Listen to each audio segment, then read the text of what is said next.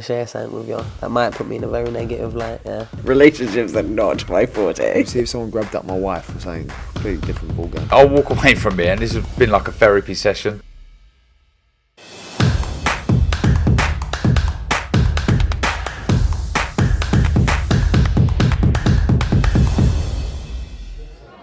This is Umar Ahmed for IFL TV, proudly sponsored by Everlast. We're in Leicester Square, London, for the European premiere of Creed 3.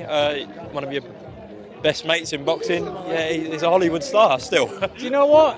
Not a lot of people, not a lot of fighters can say that they've been in one Rocky film is being in two. You know what I mean? Creed 1, Creed 3. I'm proud of him, very proud of him. So it's good to see. It's good to see him down here. Good to see him, milking it up, lap it up. He'll say he's not enjoying it, but I've just seen his family. He's enjoying it. Do you not ever ask him, can you just not slip me in, even if you're holding the bucket or something? Oh, the bucket, I put the stool in, whatever. But you can get anybody for that job.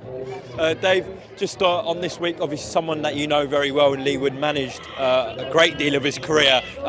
Tough fight against Mauricio Lara, but can he pull it off? Oh, 100%, 100%. Listen, he's improving so much, and he's got that confidence, that inner confidence. He's ready for these sort of fights, and he's been craving these sort of fights, and it's going to be an absolute terror. I cannot wait for this fight. It's got fight of the year written all over it, although better be Evan Yard takes some beating, to be fair. But if anything's going to beat it, this is the one. It's going to be brilliant. Yeah. What did you think of the face-off at the Forest Ground? Good. To say that usually, when you've got somebody that can't speak English, and against, with somebody that is an English speaker, it's hard to get that sort of tension, be able to feel that tension. But you could in that one. It really could. So I'm looking forward to that. There's a lot of bad blood in there. Goes in as the bookies' underdog. Your thoughts on that? Leaders, yeah. Well, look at what Lara's done. He's a wrecking machine. But you got to remember, so is Lee Wood as well. And I think the stage of the career. I just think that how he's developed. I think he's a smarter fighter. Lara makes a lot of mistakes. I mean, we all focus on how good, how dangerous and explosive he is, but he makes a lot of mistakes. And in Lee Wood, you've got somebody who's got a mentality as well as the ability to be able to capitalise on those mistakes. So I would lean towards Lee. But listen, if Lara gets those shots off, then he can put anybody's lights out. Moving on to next week, a very different fight in Saudi Arabia. We just heard today, get your reaction to this actually. The WBC said if Jake Paul beats Tommy Fury next weekend, they'll rank him. Based on beating Tommy Fury. That's just because it's Jake Paul with a big following, and because WBC want to, be attached to the YouTube world probably. But he doesn't deserve a ranking. I mean, that's bullshit. Because look at who he's fought before. Tommy Fury is going to be the first real professional boxer he's fought. So how does that get him a ranking in the WBC? Because all there's prospects everywhere, up and down the countries, every other country, that are fighting real fighters, getting breakout fights, and they're working hard to try and get a ranking in the WBC. So they're going to rank him, in the top 15? Is that what he's saying? Yeah, top 15 in the cruiserweight rankings.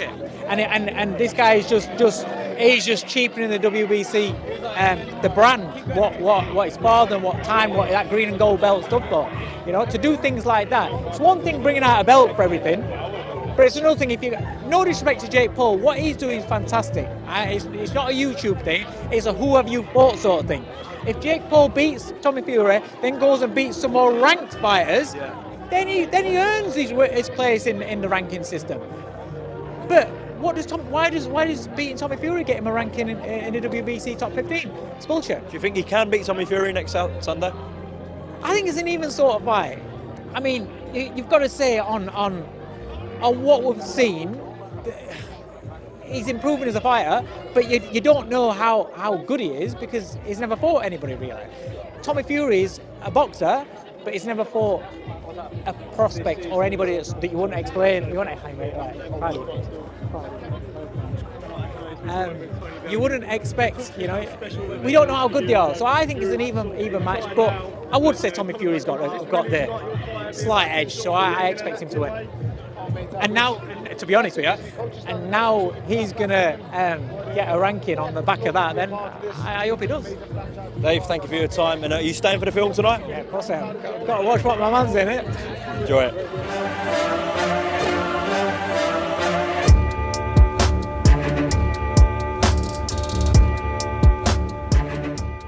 I'm gonna share something with you that might put me in a very negative light. Yeah. Relationships are not my forte. See if someone grabbed up my wife or something, completely different ballgame. I'll walk away from it, and this has been like a therapy session.